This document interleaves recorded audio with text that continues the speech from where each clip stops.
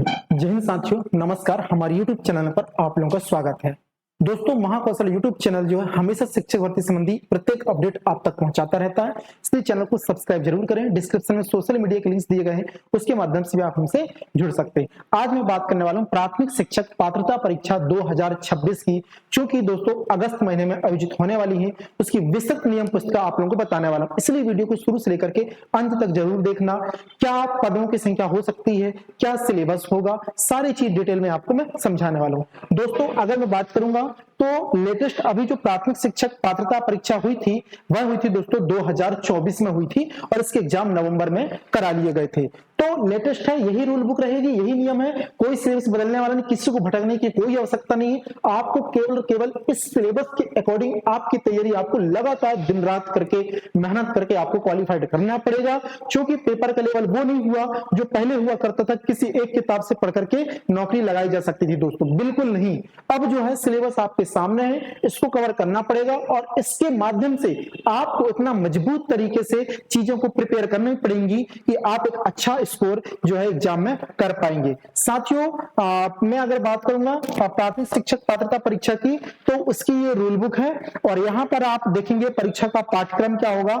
मैं बता दूं, प्राथमिक शिक्षक का पद जो है वो तृतीय श्रेणी का है, और ESB मध्य प्रदेश कर्मचारी चयन मंडल के द्वारा इसको आयोजित किया जाएगा, इसका एग्जाम।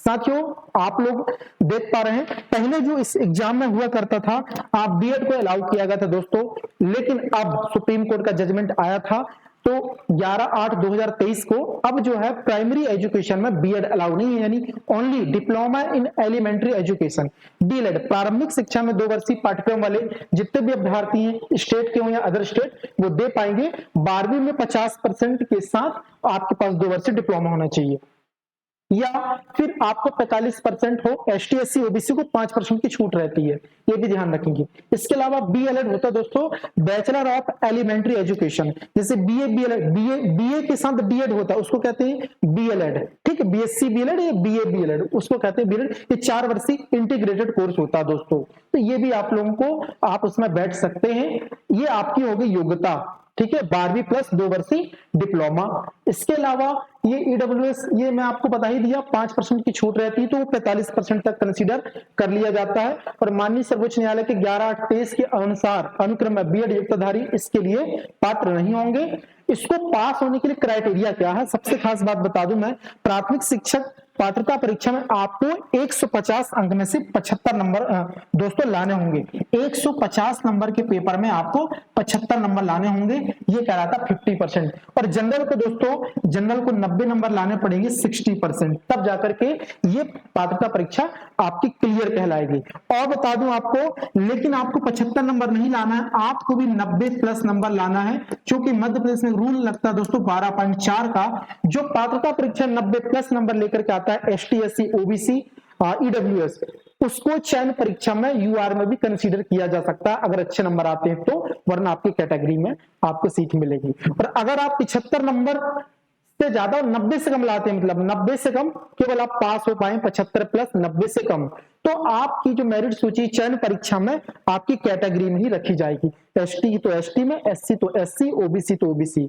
आप अनरिजर्व की सीट के लिए फाइट नहीं कर पाएंगे, भले आपके अच्छे नंबर जाए दोस्तों चयन परीक्षा में। ये होता है 12.4, लेकिन इन सब में एक विराम लग चुका है, क्योंकि अभी जो है डीपीआई चाह रहा है स्कूल एजुकेशन की केवल और केवल पात्रता परीक्षा कराई जाएगी दोस्तों, केवल पात्रता परीक्षा कराई जाएगी, इसी की मेरिट पर जो है अब भर्ती की जाएगी, ऐसा न्यूज में आया है। और इस पर अभी कैबिनेट में फाइनल मंजूरी नहीं मिली है, जो भी होगा लेकिन बहुत जल्द होगा, आपको पता चल जाएगा। केवल एक परीक्षा देनी है आपको, पात्रता परीक्षा दोस्तों, ये 90% खबर बिल्कुल सच है। आपको पूरी तैयारी करना है, पूरी मेहनत से, लगन, ईमानदारी से, और ये पात्रता परीक्षा में आपको अच्छा स्कोर करना है। पात्रता परीक्षा होगी चाहे चयन परीक्षा होगी, आपको क्या ही करना, पात्रता तो सबसे पहला मकसद है ना, पास करना, इसलिए आपको इस एग्जाम के लिए बहुत अच्छे से जो है प्रिपेयर होना पड़ेगा। बिल्कुल, इसकी वैधता जो है दोस्तों आजीवन रहेगी। न्यूनतम वेतन 25,300 इसका बेसिक पे है, उसमें महंगाई भत्ता जुड़ेगा, और आपका एचआरए, अगर हाउस रेंट अलाउंस मिलेगा तो एचआरए जुड़ेगा, और दोस्तों आप लोगों का वेतन जो है बन पाएगा। अब दोस्तों पेपर के बारे में बताता हूं मैं। इसमें कुछ सवाल डिलीट होंगे तो नॉर्मलाइजेशन होगा, ये आप पूरा लिखा हुआ है, 2 प्रश्न डिलीट होते हैं तो 98 प्रश्नों में 90 अंक प्राप्त करते हैं। तो अंकों की गणना इस प्रकार से होगी, 90/98 आपका पूर्णांक हो जाएगा, गुणा 100, 91.83 आपके नंबर होंगे। तो ये सारी चीजें आप लोगों के सामने है रखी हुई है। नॉर्मलाइजेशन मेथड क्या है, और इसके बाद दोस्तों परसेंटाइल मेथड भी आ चुकी है, आपको पता होना चाहिए परसेंटाइल द्वारा रिजल्ट बनना, क्योंकि अलग अलग शिफ्ट में पेपर होता है, कोई शिफ्ट कठिन होती है, कोई इजी होती है, तो उसके हिसाब से जो है अलग अलग चीजें होती हैं, और वेटिंग लिस्ट भी जारी होती है। अब मैं आपको ले चलता हूं सिलेबस की ओर, जो सबसे ज्यादा जरूरी है हमारे लिए सिलेबस। तो इस वीडियो को शुरू से लेकर के अंत तक जरूर देखिएगा। प्राथमिक शिक्षक पात्रता परीक्षा, ये आपका इन जिलों में परीक्षा होंगी ऑनलाइन, इसके लिए तैयार रहिए, बहुत ज्यादा समय नहीं बचा है। ये देखिए सबसे इंपॉर्टेंट चीज ये है आपका प्राथमिक शिक्षक पात्रता परीक्षा का सिलेबस, परीक्षा योजना और पाठ्यक्रम, बाल विकास एवं शिक्षा शास्त्र, चाइल्ड डेवलपमेंट एंड पेडागोजी के दोस्तों 30 प्रश्न होंगे, कुल 30 मार्क्स के। भाषा 1 यानी लैंग्वेज फर्स्ट हिंदी 30 मार्क्स की होंगी, भाषा 2 लैंग्वेज यहाँ पे संस्कृत या तो इंग्लिश, ठीक है, ये भी 30 नंबर का होगा, गणित भी 30 नंबर का होगा, और एनवायरमेंटल स्टडी यानी पर्यावरण भी 30 नंबर का, टोटल 150 नंबर का पेपर होगा और 150 प्रश्न होंगे। इस बार नेगेटिव मार्किंग रहेगी शिक्षक भर्ती पात्रता परीक्षा में या नहीं, इस पर एक बड़ा डाउट है, ठीक है दोस्तों, क्योंकि मध्य प्रदेश के जितने भी एग्जाम है सभी जगह पर दोस्तों नेगेटिव मार्किंग चालू हो चुकी है, तो इसका विज्ञापन शीघ्र जारी होगा, तो वहां पर आपको एकदम क्लियर हो जाएगा दोस्तों। जहां तक की बात करूं मैं, तो पात्रता परीक्षा में भी नेगेटिव मार्किंग हो सकती है, अभी कंफर्म नहीं किया जा सकता, क्योंकि इसके साथ गवर्नमेंट टीचरों को भी बैठाया जाएगा, तो फिर नेगेटिव मार्किंग नहीं रखी जाएगी। भले चयन परीक्षा में नेगेटिव मार्किंग रखी जा सकती है, बट पात्रता में नहीं रखी जाएगी, क्योंकि यहाँ पर जो गवर्नमेंट टीचर है जिन्होंने टेट नहीं निकाला दोस्तों, प्राइमरी मिडिल वाले भी आपने देखा, हाल ही में सुप्रीम कोर्ट का ऑर्डर आया है, तो जब नेगेटिव मार्किंग हुई तो आप समझ पा रहे हैं गवर्नमेंट टीचर के लिए कितनी दिक्कत हो जाएगी। तो इसलिए जो है थोड़ा सा आप लोगों को राहत मिलेगी 100%। अब देखते हैं इस पर क्या आता है अपडेट रूल बुक पर, लेकिन हमें तैयारी करना है, हमें उस पर नहीं जाना है। नेगेटिव होगी तो उससे भी लड़ाई करना है, और नेगेटिव नहीं होंगी तो भी हमें नंबर लाने, नंबर तो हमको लेकर के आने हैं।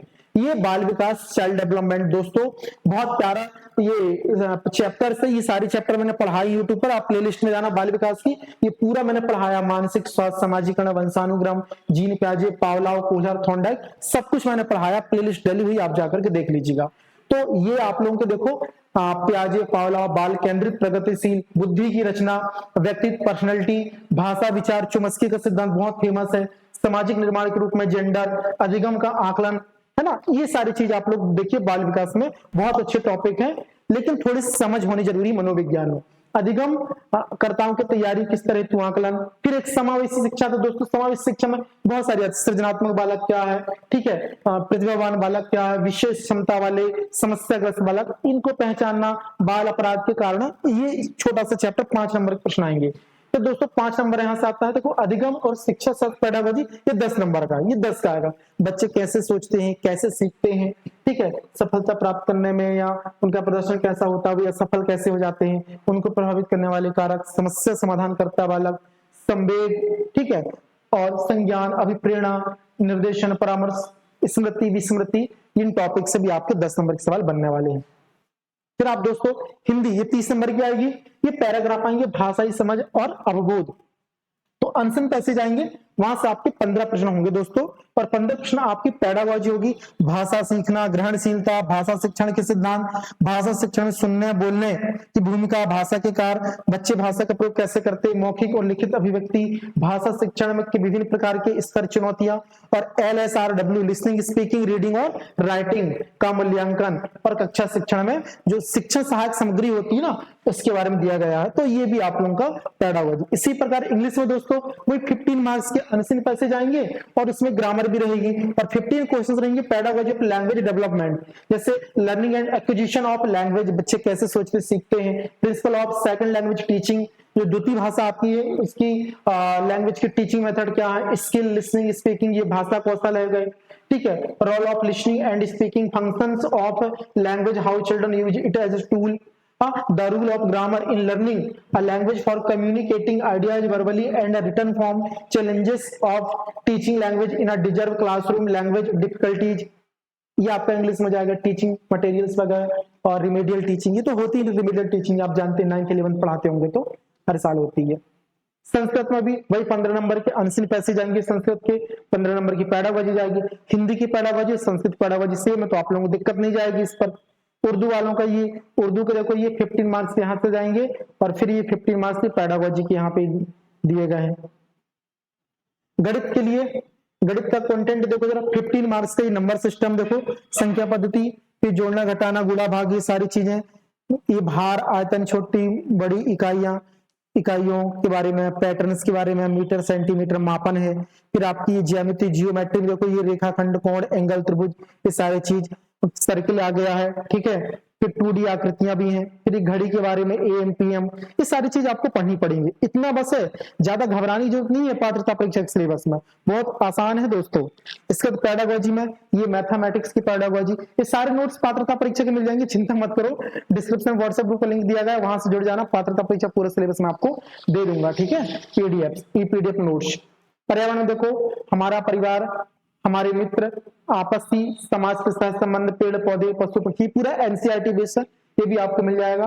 खेल एवं कार्य, आवास, भोजन और आदतें, इसके बाद पानी और हवा प्रदूषण का संक्रमण, प्राकृतिक वस्तुओं उपज, बहुत आसान ये टॉपिक, जियोग्राफी के टॉपिक है, बहुत इसको लोड नहीं लेना, सारे अच्छे नोट्स है मेरे पास, वो सब आपको मैं प्रोवाइड कर दूंगा, चिंता नहीं करो। अंतरिक्ष विज्ञान में दोस्तों अंतरिक्ष वैज्ञानिकों का परिचय, उपग्रह के बारे में ये बता रहा हूं, ऐसा टॉपिक था जब 2022 की बात करूं मैं, पूरा पर्यावरण में 20 प्रश्न, 15 प्रश्न आ रहे थे अंतरिक्ष, सब लोग घबरा गए थे कि अंतरिक्ष से कहां पढ़े, विदेशों के बारे में पूछ रहा था, उपग्रह के बारे में, लकड़ी का उपग्रह कितने वजन का, कब लॉन्च हुआ, जापान का अंतरिक्ष एजेंसी, जाक्सा, चाइना, इधर उधर, मतलब सब लोग आश्चर्यचकित थे, सब लोग इतना पढ़ के जा रहे थे इसको, मतलब क्या ही बोलूं मैं, बहुत खतरनाक टॉपिक था 2022। बट 2024 में 2-3 सवाल आए, ज्यादा लोड नहीं लेने का, समय बदला पैटर्न भी बदल जाता है। पेडागोजिकल इसके मुद्दे हैं देखो, एनेक्डोटल रिकॉर्ड, सतत मूल्यांकन, वो पढ़ लेना, चर्चा परिचर्चा वगैरह, NCERT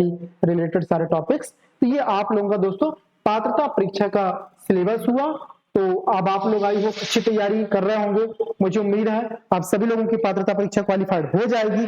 बस बने रहना महाकौशल यूट्यूब चैनल के साथ, और जो भी होगा सारी हर एक अपडेट आपको चैनल के माध्यम से प्रोवाइड की जाएगी। और चैनल से नहीं जुड़े हैं तो चैनल को सब्सक्राइब करें, लाइक करें, अपने मित्रों को शेयर करें, डिस्क्रिप्शन में सोशल मीडिया के लिंक्स दिए गए हैं, उसके माध्यम से आप हमसे जुड़ जाइए। जय हिंद।